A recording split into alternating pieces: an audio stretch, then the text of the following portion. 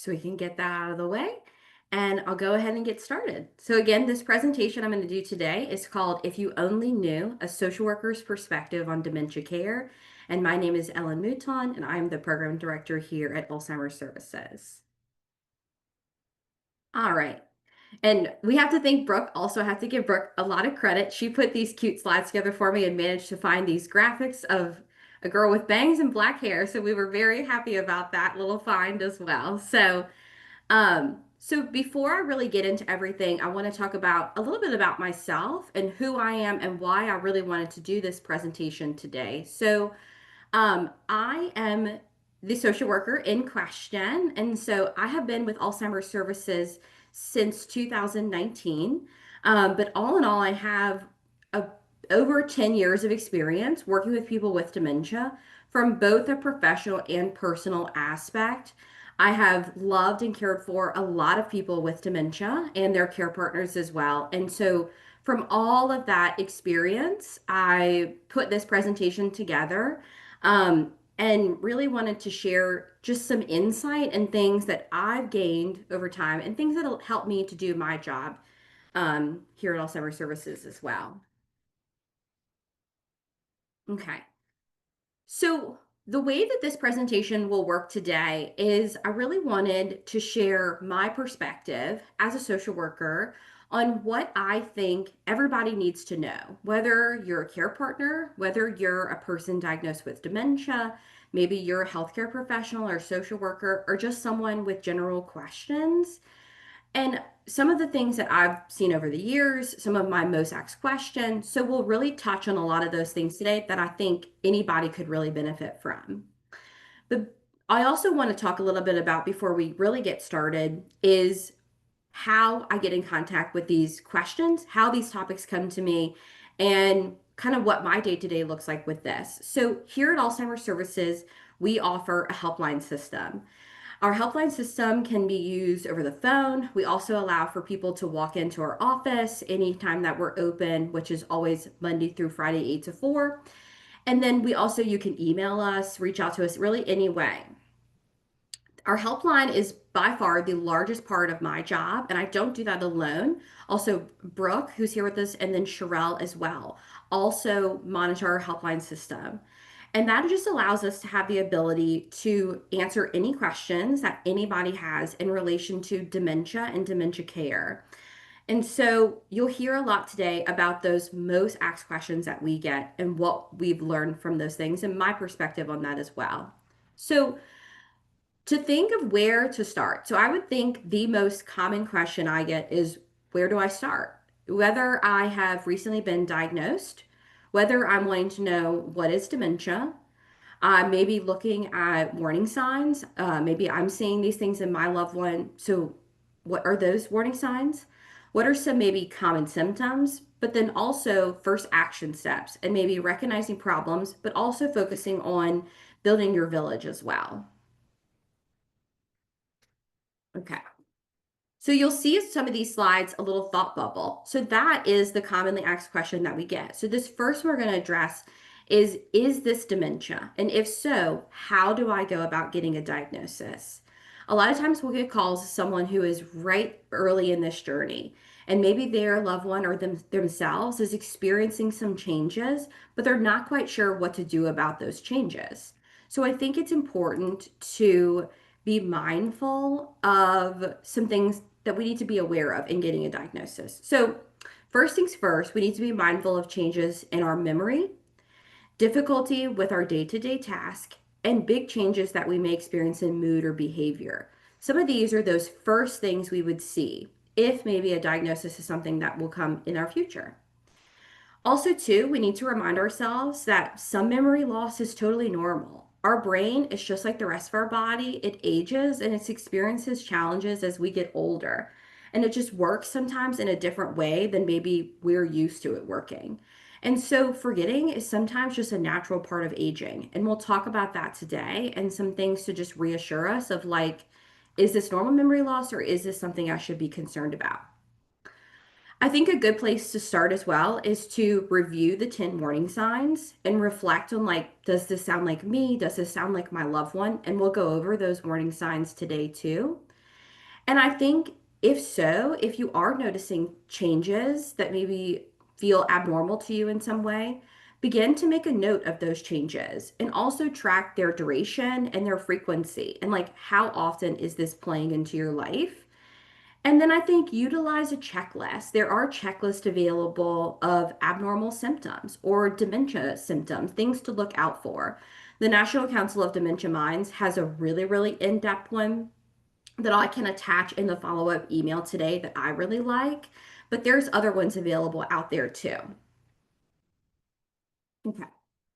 So, when I say we should be aware of changes going on in our memory and in our life, what are some things that we should be tracking changes with? So, first and foremost is our ability to concentrate. So, our concentration. So, this is just that ability to pay attention for extended periods of time. So, that ability to control or shift or divide your focus onto other things. Also, too, our executive function ability. So that's the ability to sustain our attention for a long enough time to allow us to organize something or plan something or really follow through on a plan as well. Executive function also involves things like insight and our ability to reason on and our ability to judge things. Also, looking for changes in learning and memory. So, the ability to take in new information and retain it is also something to be mindful of.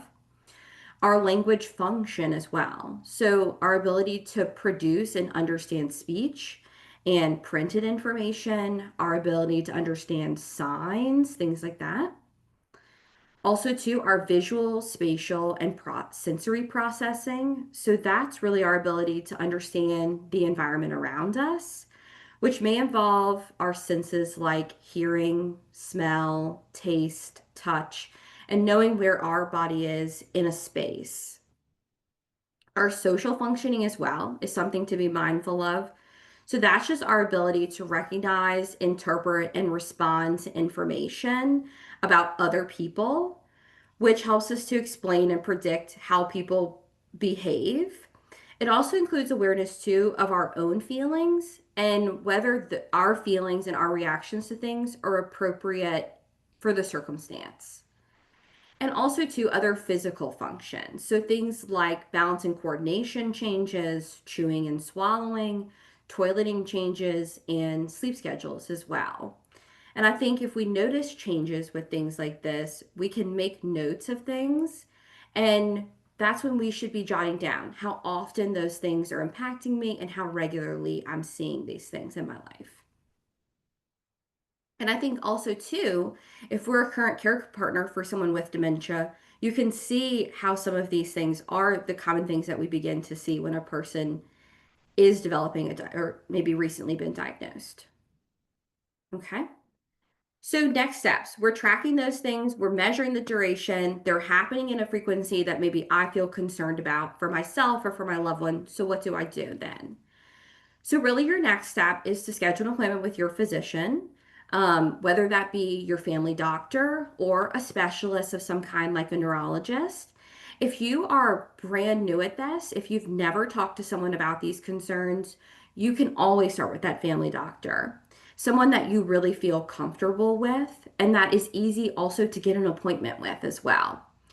And sometimes those doctor's visits may involve things like medical history, maybe doing some type of mental status exam screening, also a physical exam, and typically laboratory tests as well.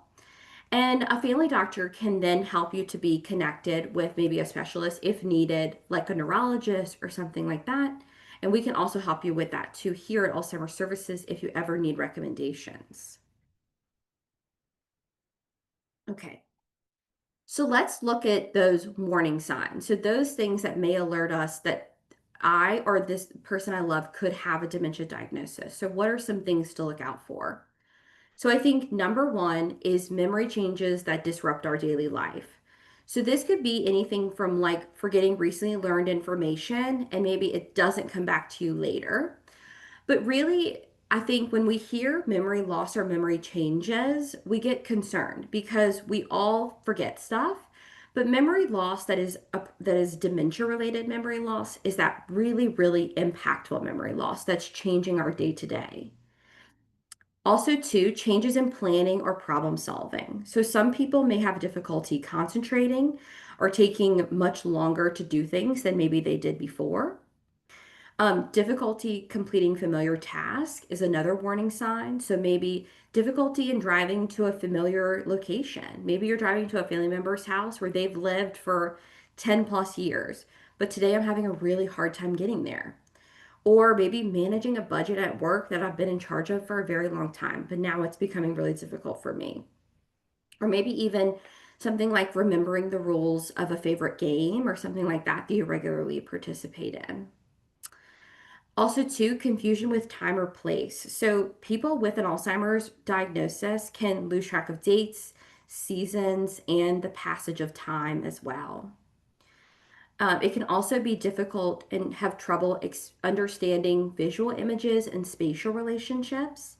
And so, that when I say that, I mean that this may be difficult for people with dementia to read or judge distance or even determining color and contrast of certain items as well. And then that sixth warning sign, new problems with words in speaking or writing. And I think also noticing that word new. So these are problems that are new to you. If you've, always encountered difficulty with speech and language, that's okay, but it's new problems that maybe surface as we age or as we experience different changes. So people with a dementia diagnosis may have trouble following or joining along with a conversation. Maybe they stop in the middle of a conversation sometimes or struggle with like how to continue that conversation. And often too may repeat themselves as well. And then they could also struggle with things like vocabulary or struggle finding the right word or sometimes mixing up words in the place of another word. Number seven, you'll see misplacing things and losing the ability to retrace steps.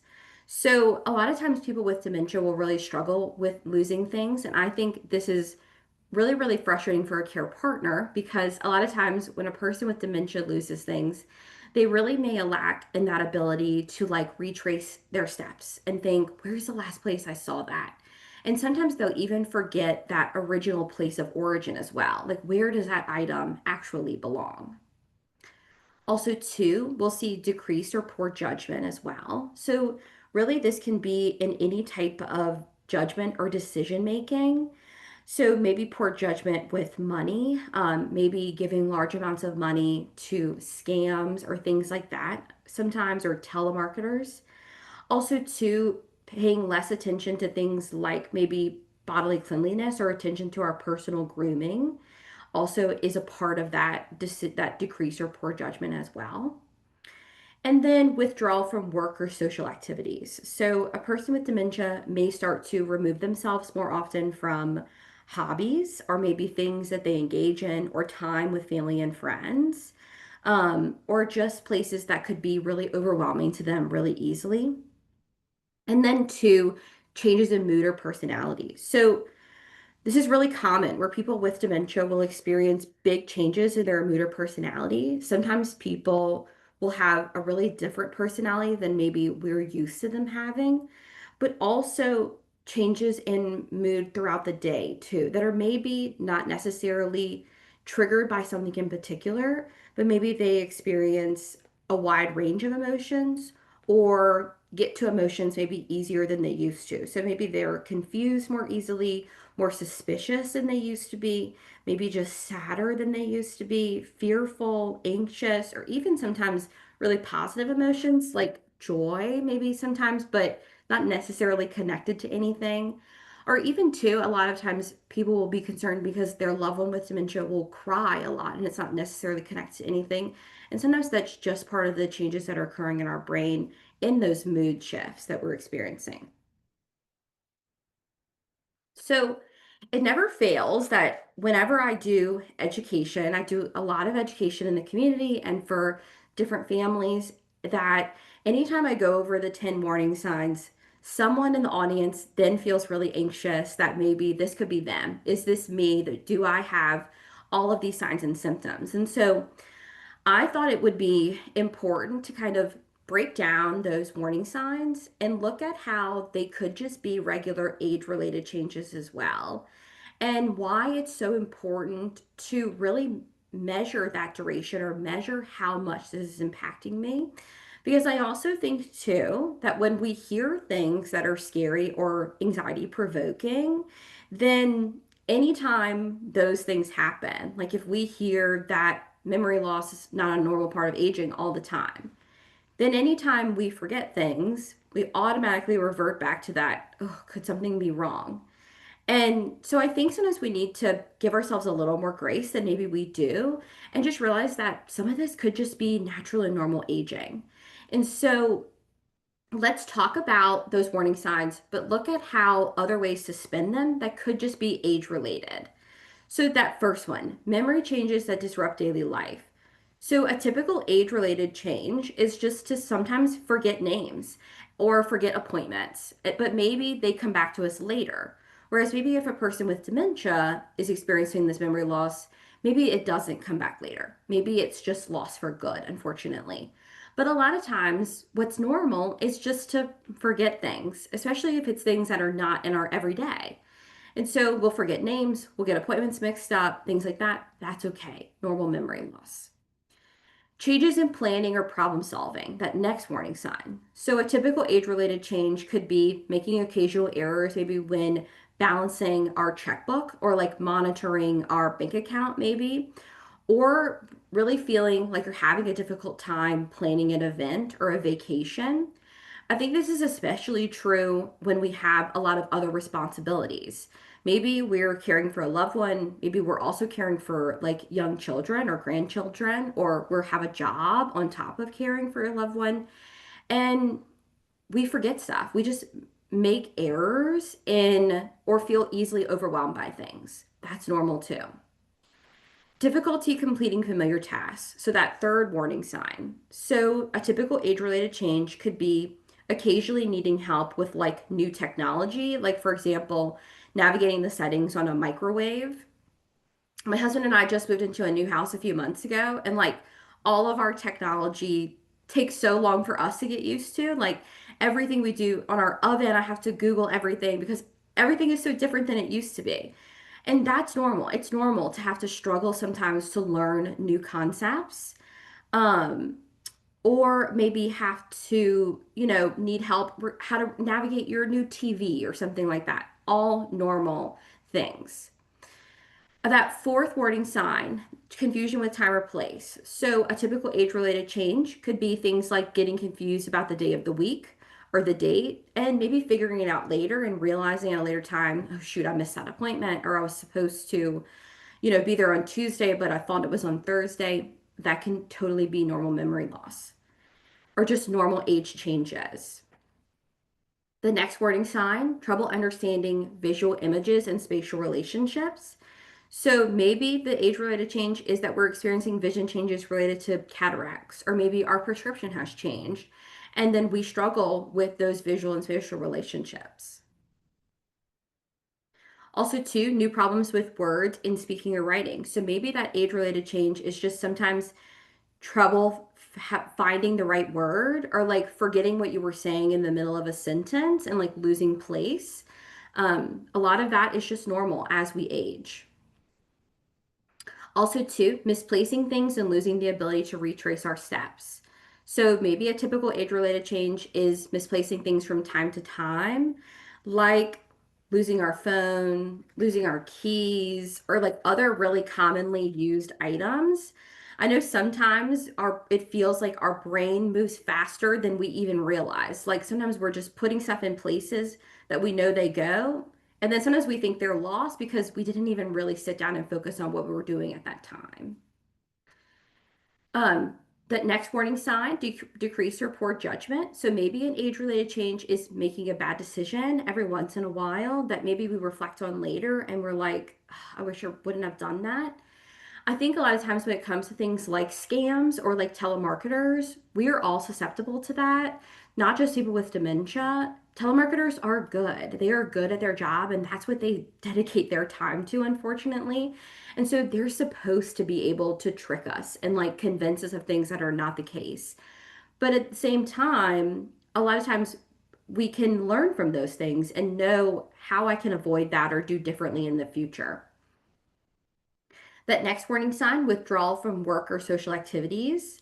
That typical age-related change is maybe when I was younger, I really enjoyed engaging in social activities or, really being invested in my social time. But maybe as we age, it's just normal to feel really weary of work or engaging in like family and social obligations. And then that last of those warning signs that we're going to kind of break down is changes in mood or personality. So, a typical age related change with this is developing very specific ways of doing things and then becoming maybe irritable or frustrated when that routine is disruptive, or easily feeling overstimulated or like cranky or frustrated when you're dealing with a full plate. All normal things to feel. Okay. So let's look at our next commonly asked question that maybe that I see through our helpline system that, from my perspective, is important for families to talk about. So, what can I expect in the future? So I kind of broke this down into three very, very broad stages. But I think I like to always give the statement that every person with dementia is so different. We always say if you've met one person with dementia, you've met one person with dementia.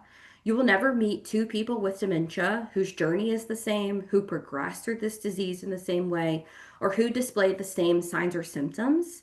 And so just keep that in the back of your mind as we go through these, because I just tried to break it down in like the most broad way that I could. So maybe in those early stages of dementia, we'll see things like that forgetfulness, loss of ability to concentrate, also too maybe the beginning of some language problems as well.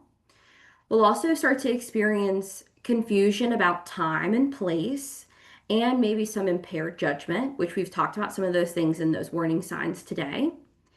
And then also maybe mood or behavior changes, apathy, which is that like lack of interest or that lack of ability to be enthusiastic about something or express concern about something. And maybe just general depression as well is a normal part of the beginning of the early stages of dementia. And then when our loved one or ourself progresses and we get into more of those like middle stages of dementia, we'll see changes in appearance and cleanliness at times. Also, maybe we'll see the occurrence of wandering popping up, or maybe changes in sexuality. So, this could be things like maybe inappropriate sexual behavior or use of like sexual language more commonly. And also, too, changes with time and space, maybe things like sundowning. So, that specific type of disorientation that we see in the afternoons. And then when we get into those late stages, maybe we'll see more things like incontinence, immobility, maybe eating problems and dehydration. And I think just another disclaimer as well to what I talked about earlier is not everybody with dementia will all experience these things. These are just the most common things that we see. Okay. So I think what do I do first is our next big question that I get a lot here. So this can be what do I do first if I've been diagnosed, or maybe my loved one has been diagnosed, or my friend, or anybody in my life. So, first things first, we want to take time for self care. It is very stressful to receive a dementia diagnosis because there's a lot then that comes into play. So, taking time for self care is number one. And so, I think focusing on that, and we'll talk more about some strategies for self care as we kind of go through this presentation too. Also, focusing on building your village, both professionally and personally. So, when I say building a village, I mean looking up any type of professional that is there to assist you. So, your village can be Alzheimer's services, it can be all of our staff here, it can be your physicians, it can be maybe any type of day program that your loved one participates in. Anybody who is impacting your loved one's care, they're in that village. But also, too, on a personal level. Leaning on family and friends is so vitally important, and I'm going to give you guys some tips too to make that easier for care partners as well. Thinking ahead to the future, so taking care of power of attorney and like other advanced directives. We do have a making sense of sense sessions here regularly where we really focus on these advanced directives and things you need to think about planning ahead. Also, too, advocating for yourself. If you are that person with dementia and you just recently got that diagnosis, declare what you want and exactly how you want it done. No one else could say how you want to live out the rest of your life and how you want to age. That's your decision. And so that's why it's good to get a diagnosis early if you can, because then you have that time and that ability to say, this is how I want to age. This is what I want the rest of my life to look like. And I want my family and my loved ones to respect that decision. And I also think understanding just to take life a day at a time. I try to tell every family that I work with this tip. We cannot focus on what we did yesterday or what's to come in the future. All we can handle is what's in that one present day. Because if not, it's way too overwhelming. And I think too, remember that you, the person with dementia, and your family, you're the experts. You're the one who is experiencing this, and you're the one who knows what you like, what you don't like, and what makes you feel safe and comfortable. And so remember that when you go to the doctor, you're the experts. Or when you go to seek out professional help in any way, or you're telling family or friends, y'all are the experts. Okay, just some more notes on that question. What do I do first?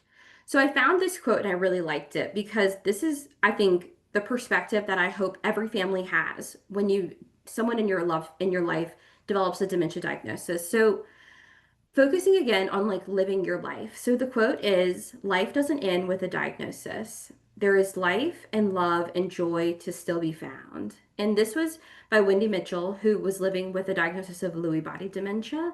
And I thought this quote was really special. I think we just still have to continue to live our life because there is life beyond that diagnosis. And I think too, utilizing groups. If you're that person with dementia, utilize things like our new Brain Cafe, which is a program for those living with brain change to get together and just have a place to talk. Or also, too, leaning on the National Council of Dementia Minds. In case you haven't heard of the National Council of Dementia Minds, they are an amazing nonprofit on a national level that helps, that is run by and made for people living with dementia. Every member on the council has a dementia diagnosis. And so they really are advocates in what people with dementia want and where they want to be included. And so they also have groups available as well. And just some other things to consider. So I really wanted to include these things before we get deeper into like the next half of my presentation. Just want to give you a few things to consider and kind of keep in mind as you hear some of the things that we'll talk about. So I think it's important just to point out and recognize that dementia affects more than just our memory. It changes our communication, it changes our decision-making abilities, our emotional control, and also our physical awareness.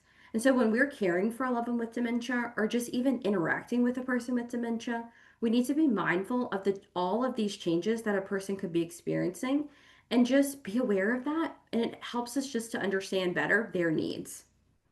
Also, too, behavioral expressions, which I'll talk more about, but behavioral expressions, or also commonly referred to as like maybe a challenge in behavior, like repetition, wandering, or agitation, often have underlying causes and they're not just related back to confusion. And then also, too, recognizing why these changes happen helps reduce frustration and helps us to build empathy as well. So I think use these tips on this slide as a foundation for what we're about to go into next. Oops, sorry. Okay. So our next question, how do I communicate with my loved one? So let's explore some common communication challenges that maybe we see. And again, I broke this down by these three really broad stages. So in those early stages we could experience difficulty concentrating during conversations, difficulty staying on topic, maybe difficulty putting an answer into words, also too difficulty finding the right words, difficulty remembering what was just said. And then also, people with dementia can experience increased frustration during conversations. In those middle stages, maybe we'll see things like difficulty understanding long conversations, difficulty understanding maybe reading material. Even if it's things we've always liked to read, like maybe we've always been a newspaper reader, those things can become hard sometimes. Difficulty understanding facial expressions and how they're and what they're supposed to mean. Difficulty understanding and explaining big abstract concepts and abstract ideas. And also, too, things like difficulty finishing our sentences, and maybe people with dementia trail off and are not able to complete that full thought. And then towards the end stages, maybe we'll see things like that a person is not able to understand the meaning of most words, or maybe they're not able to respond any longer when they're spoken to. And also difficulty using sentences in proper word order as well. So, just some other things to keep in mind when communicating. When we're communicating with a person with dementia, that person with dementia is number one. They are the priority. So we want to speak to the person with dementia first. This goes into any type of interaction. If we are in a group setting and a person with dementia is in that conversation, for example, maybe we're at the doctor's office for an appointment for that person with dementia. We need to talk to the person with dementia. We need to make eye contact with them, engage them as best we can in that conversation. Maybe their language is different and altered in the way that we're used to it being, but we still need to make sure that they're involved as well.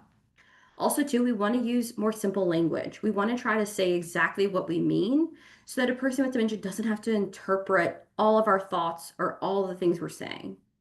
Also, we want to be direct in our language. So if we want our loved one to go eat, we want to try things like, let's go eat dinner, instead of saying, hey, what do you think about let's go and get something to eat? Let's go eat dinner. Just being more direct. Also, too, slowing down. So adding pauses maybe between our ideas and our questions and repeating key details when needed, but also utilizing nonverbal language or written material as well. And just some ways that we communicate outside of our normal language, which is typically words. So that can also be in our facial expression, our tone of voice. I always like to tell people it's not about what we're saying, it's how we're saying it. And a person with dementia will pick up on that. And maybe they can't communicate always how that makes them feel, but they can feel that. If you seem tense or rushed in some way, which sometimes we give that off, we need to give ourselves grace about that, but we need to just monitor our tone of voice. Also, too, our body language, gestures, and drawing are all different forms of communication.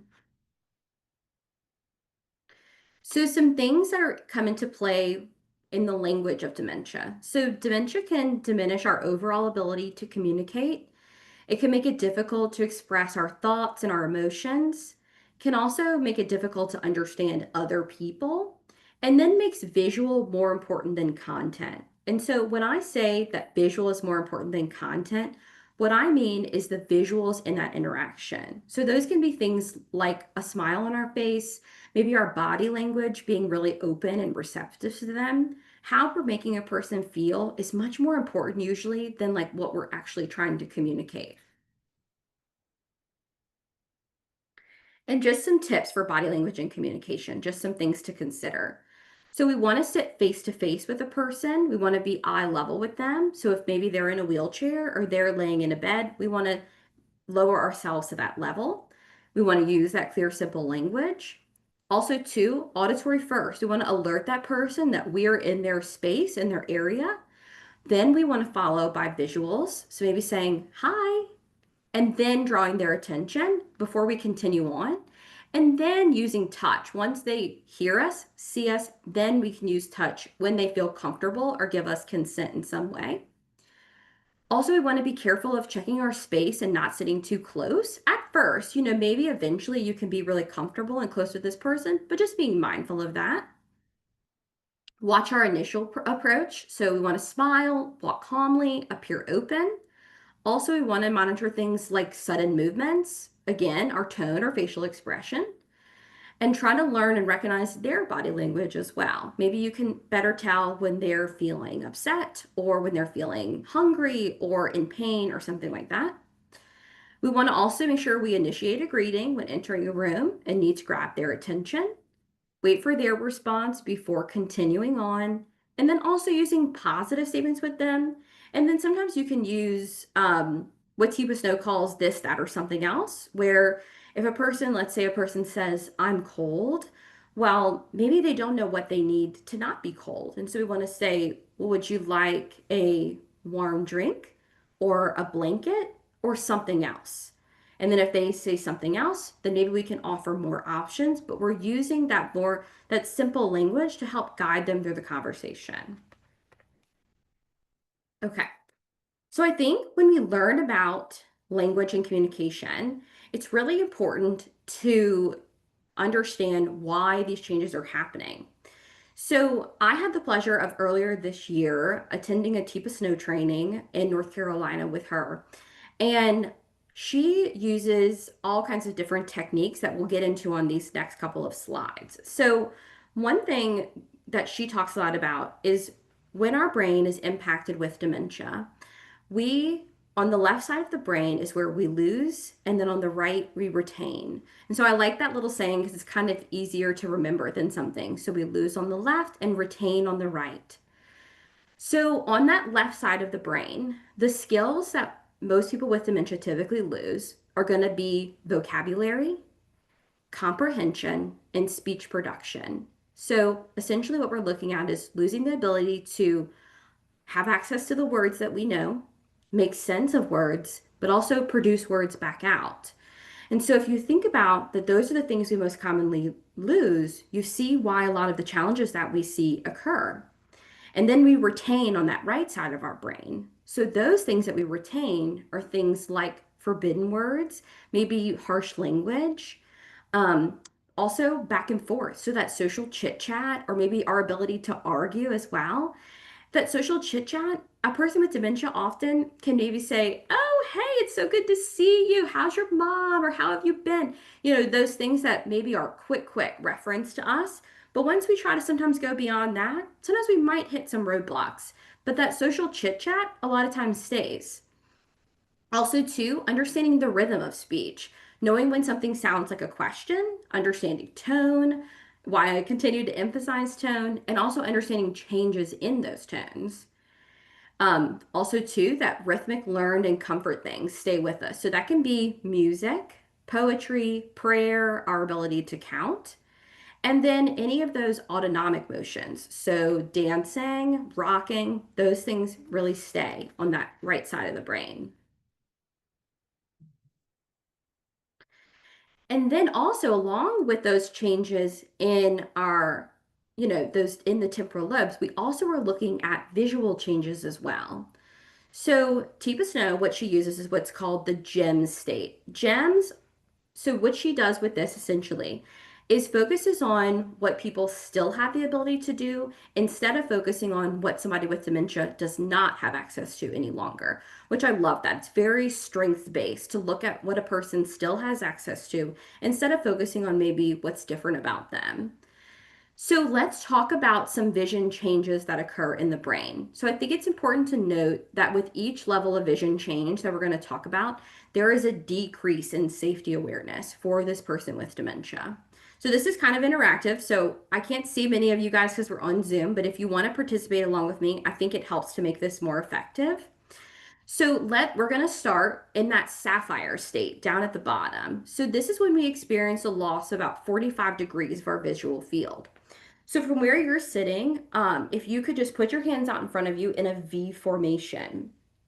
So that's going to be about a 45-degree angle. And for a person in very early stages of dementia, this is our visual field. So you can see anything beyond those arm barriers, we're not always able to access, okay? So then when we get into that diamond state, if you could take your hands and form two C's with them, and then if you could put them on either side of your face, sort of like you're in a tunnel. So this is tunnel vision. So this is that diamond state, so a little further progressed in those early stages of dementia. So when you're in this state, I want you to sit here and I want you to look around. I want you to see left and right, up and down, what's around you. And considering what can I see But what also can I no longer see? What do I not have access to anymore? And then from that tunnel, from those C's, I'd like you to take your hands and form little O's and then place them right back on your face, almost like binoculars. Doing the same thing through your binoculars, looking up, looking down, left, and right. And I want you to pay special close attention and keep those binoculars on as I kind of walk you through this scenario. So I want you to look at me in the screen and I want you to think about, let's say it's time to get dinner for our loved one. We need to make sure they're fed. So we tell them, it's time to eat, and we put down a plate of food in front of them. And so often we see them, nothing changes. They're not interested in the food, they're not eating, things like that. But if you're looking at me and I'm talking to you, so if I was telling you, Mom, it's time to eat dinner, here's your plate, I fix you all this good stuff, and you're talking to me because that's where my attention is, do you see that plate of food down in front of you? And so I think consider that when we need a person with dementia's attention, and maybe that's what they're experiencing is that binocular vision, that we have to draw attention to what we need in their line of vision. We have to pay special attention to that and maybe where those changes have occurred.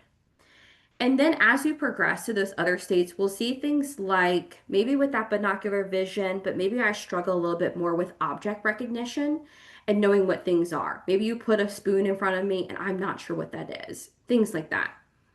And then as we progress even further into those ruby and pearl states, we'll experience things like monocular vision and then even more difficulty processing all of our different senses. And so sometimes our vision doesn't even become as much of a priority as our other senses to our brain. But I like to point out when I talk about this that this is not a person losing vision. You're not losing vision necessarily as you develop because you develop dementia, but really it's a change in the way that our brain perceives vision. And when our brain is going through the changes of dementia and maybe certain parts of the brain are struggling a little bit more than they used to, our brain can only navigate so many things at one time. And so instead of trying to help you to follow directions and communicate and get dressed for the day and do all these things, and our brain is doing too many things. So maybe now for my brain to do those things, I used to see here, but maybe now my brain can see is here. So your brain is just doing the best it can with what it has, essentially. So I think just keeping in mind, do you see how visual and language abilities can make a big difference? And how do you think this could help you in caregiving and providing care to a loved one? Just some things to reflect on. Okay. Our next big thought question, next commonly asked question is, how do I manage difficult patterns that my loved one displays? So earlier I mentioned the term behavioral expression. So I really like to use this term behavioral expression rather than using terms like challenging or like bad behavior in some type of way. And I want to talk more about why I prefer that and why I think that's helpful to families to be aware of this. So, what is a behavioral expression first off? So, that is a change in behavior that can be triggered by various factors. So, these expressions are often seen as a way for the person with dementia to communicate their need, which may be different from what they're able to verbally express. So, I think instead of viewing things as challenging, let's view that as an opportunity to connect with our loved one better and better understand what their needs are and how can I help to meet them. So, just a friendly reminder, understand that we cannot change the person with dementia. The person we're caring for has a brain disorder that shapes who they have become. When you try to control or change their behavior, you'll most likely be unsuccessful or met with resistance. And so it's important to try to accommodate that behavior instead of trying to control it. And then also to remember that we can change our behavior and the physical environment.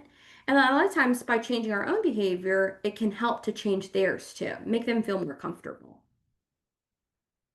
Okay. So some potential causes of behavioral expressions. And when I say behavioral expressions, I mean frustration, agitation, yelling, shouting, anything like that that maybe a person with dementia experiences that can be challenging. So this can be, so maybe some of those potential causes could be a reaction to loss, inability to meet their needs, maybe medical problems, environmental factors, sensory impairment, maybe they're experiencing sundowning, maybe they've had a change in care partner, whether that's like a family care partner or a professional care partner. Hospitalization or surgery, maybe presence of house guests can be overwhelming. Being asked to bathe or change your clothes if maybe you're more private or you're just not comfortable with those things, or a lack of sleep. And again, thinking of these potential causes and that are causing for these expressions to be, seen. Okay, so a lot of times we see those expressions because we're having our needs not met in the proper way. So, what are some most common unmet needs? So unmet physical needs are things like being hungry or thirsty, maybe feeling tired or more restless. Also, toileting needs, maybe I need to go to the restroom, or maybe I have a UTI and I can't communicate that. Maybe experiencing a temperature that's too hot or too cold, and I can't communicate that. Maybe I'm in pain or I'm experiencing sickness. Also, too, our unmet emotional needs are things to consider as well. So, feeling angry or sad or lonely or scared or bored. And so we know now that behavioral expressions are typically a result of those unmet needs and not being able to properly communicate that. And so, in knowing these unmet needs, it can help us to better narrow down what our loved one may be dealing with and how we can support them. Also, too, always keep in mind that care partners deserve grace. As a care partner, you shouldn't be hard on yourself. This is new. This is a learning experience and a new experience for everyone. So just take things a day at a time. Like we said before, try to avoid worrying about the past or the future and just take each day as a different day. And I tell a lot of families, keep little, even those can feel kind of silly sometimes, even if it's in your phone, keep a journal of like successes and like good moments with your loved one and think about those or read those back to yourself on really, really hard days. And it just reminds you that you're doing a good job, even though sometimes it doesn't always feel that way. Okay. So, our next big question is how can I better manage this? How can I better support myself, my loved one, and just tackle this dementia journey? So, like we said before, self care is number one, even in the simplest form. Utilizing people and not focusing on doing this alone.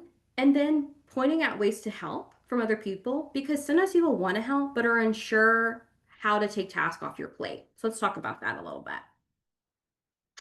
So, examples of tasks that maybe someone could help you with that could alleviate pressure or alleviate things just so you have less to do.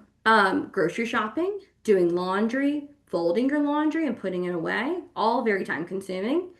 Taking your loved one out to lunch for you, maybe bringing dinner or lunch over once a week, once a month. Also, too, going places with you and your loved one.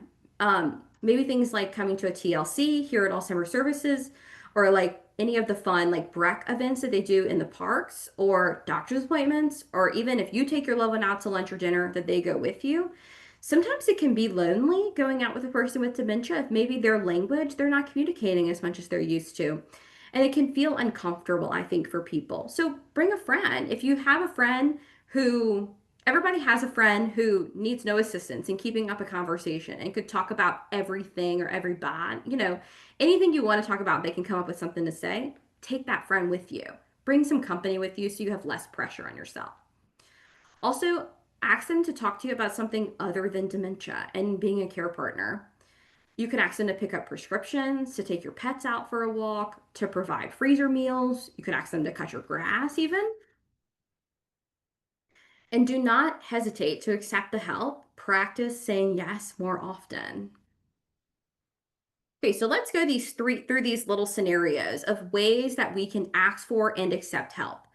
So I would say this is a really common scenario. So I know I need help, but I'm struggling to accept it. So maybe if we're talking to a friend and they invite us out to lunch, we say, things have been so busy with mom lately. I really haven't been able to do much else.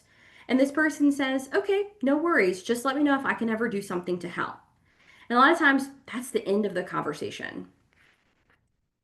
and they want to help, but they don't know how to help, and we don't really know what to say. So it could look something like this instead. Things have been so busy with mom lately, I haven't been able to do much else. Okay, no worries. Just let me know if I can ever do something to help. And then you could say something like, thank you so much for offering. I could really use your help. Would you go to this event with us? I could really use some extra company. Or could you run to the pharmacy for me? Could you have your son come and cut my grass? I could actually really use some help with my laundry. Ask for the things that you want. It's okay if it feels a little uncomfortable at first. People are not going to offer if they don't want to help. Sometimes they just don't know how to. And another possible scenario, things have been so busy with mom lately, I haven't been able to do much else. And someone offers, I could come over while you go out and do something. And a lot of times I talk to families and they're like, as nice as it would be to have someone come over, I want to be in my house by myself. I just want to relax or take a nap. And so you can say something like, I really appreciate that offer, but right now I would like a break to just be at home. Could you take my loved one out to lunch or for a ride or a walk? And again, note acknowledging while this is so generous of somebody, sometimes we just want to be at home and enjoy our space. And then some other things to consider is how can I better manage this? Lean on Alzheimer's Services. We are here to support you with our programs and services. Also, too, there's many other resources available out there. The Alzheimer's Foundation of America, the Alzheimer's Association, Hilarity for Charity, all great organizations. Also, too, being open to seeking individual support. There are so many emotions wrapped up into caring for a loved one with dementia. We'll experience things like role changes or maybe role reversal, caring for a parent or caring for a spouse, even sometimes that maybe is in charge of all of our decisions, all of our money, things like that. Family dynamics. Sometimes we care for a person that maybe we have a really tense relationship with. That happens a lot of times. Again, tense relationships, grieving while caring, that you're grieving the loss of this person who is in front of you and you're grieving that as well. And then ambiguous loss and then change in how you saw your own future a lot of times. I think it always be open if you're comfortable with it to individual counseling services to support and provide you with tools and really just to help you understand that all of these feelings are normal and they're feelings that everybody experiences a lot of times. And then I also could not do this presentation without again mentioning the National Council of Dementia Minds, but really mentioning, always keeping in mind, what do people with dementia want? The National Council of Dementia Minds uses the quote, nothing about us without us. And essentially what that's saying is that we should not be having to make decisions or do things or advocate for people with dementia without knowing what a person with dementia really wants. And so last year, the National Council released a needs analysis report. And these are the things, some of the like most cited things that they said would be helpful to them. So more advocacy, counseling services, case coordinators, more information on dementia progression, more information on navigating finances, government benefits, and inclusion as well. Okay, so we are coming to an end here. And I just want to just reiterate that you're never alone. Here at Alzheimer's Services, we are here to help you and support you. It can be any question, anything you want to talk about, please call. This is our phone number, and this is my email as well. So, does anybody have any questions? I'm going to stop my share so I can see the chat box. Fantastic job, Ellen. Thank you, Brooke. Let's see. Brooke, is there any questions we had or? Yeah, I see a comment about anosognosia. Do you want to talk about that, what that is, and how that can complicate things as well when it comes to language and meeting unmet needs? Yes, thank you. And thank you for that question. Because it is important. So, anosognosia, for anybody that's new to this term, is a term that impacts the person with dementia and essentially says that they do not have the ability to recognize or understand that they have a dementia diagnosis. And so, a lot of times when we talk about involving this person with dementia or ways to help them, they don't always apply to a person who deals with anosognosia because they don't see the challenge, they don't see the problem. And so I think a lot of times when a care partner is providing care to someone with anosognosia, it presents additional challenges. But I think the best thing you can do is just to do what you can yourself to continue to support yourself and just treat them with the same level of dignity and respect that you would any other person or any, if you could communicate these things to them. Um, and just not change anything about the quality of care, but just respect that if they don't understand this, sometimes it's okay that we avoid continuously feeling like we have to talk about it or that we have to get them to understand. And we can just treat them, in a way that, okay, well, if you're not on that page, then we'll just continue to like feel respect and dignity for your choices and what feels good to you. I hope that's helpful. It's kind of a tough question. Okay, a question here about left side of the brain versus right side of the brain. Can you talk a little bit about where that model comes from? Right side of the brain, left side of the brain. What does that mean for each person? Yeah, so I think that's a good question. Is it different too for left-handed people? And I will tell you, I honestly don't know the answer to that, but I will look that up and see what I can find on that. I know I can say that a lot of Snow's practices are right hand minded, providing care with the right hand on the right side of the body, but that a lot of her stuff can be accommodated and adjusted to a left-handed person.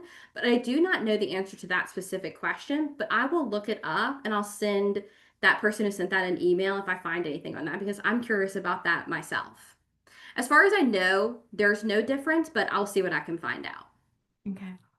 And then probably one more question just before we round it out, unless anybody else has any questions.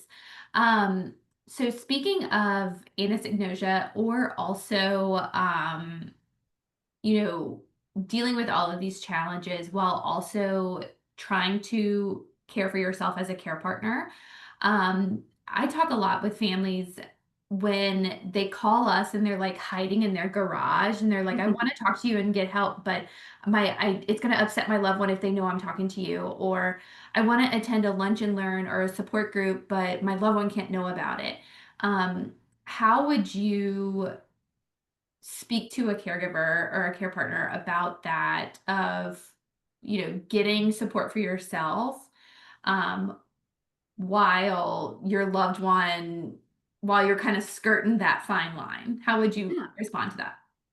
So I think that's a really common scenario that we see a lot of families in. I think if you could utilize other people in that village that you have, even to take like an hour, you can always come here in person or even just like take an hour to go maybe sit in your car somewhere and like finally make that call to us and we can talk about some things. Um, and then also utilizing maybe times that your loved one, like we, for example, we have a support group that is in the evenings at 7 o'clock in the evening. So maybe the person is either asleep or maybe they could go out to dinner with a friend or family member during that time. So you could really lean on something like that. I do think it takes a little bit more creativity when we can't, comfortably talk about this in the freedom of our space that we're in. But you can always call us too, and like we can see what we can do to like work with you. We can always communicate via email or even send stuff in the mail. Really, whatever way we need to do to communicate and make sure you have the information that you need. But again, don't be afraid to lean on those people in your circle, in your village, to ask you just to come and fill in for me for 30 minutes to an hour so you can take some time to, spend time with those things. Great. Again, excellent, Ellen. Thank you so much. Thank you, Brooke. And thanks so much to everybody that joined today. And appreciate everybody listening in. Thank you so much. We'll see y'all for the next Lunch and Learn.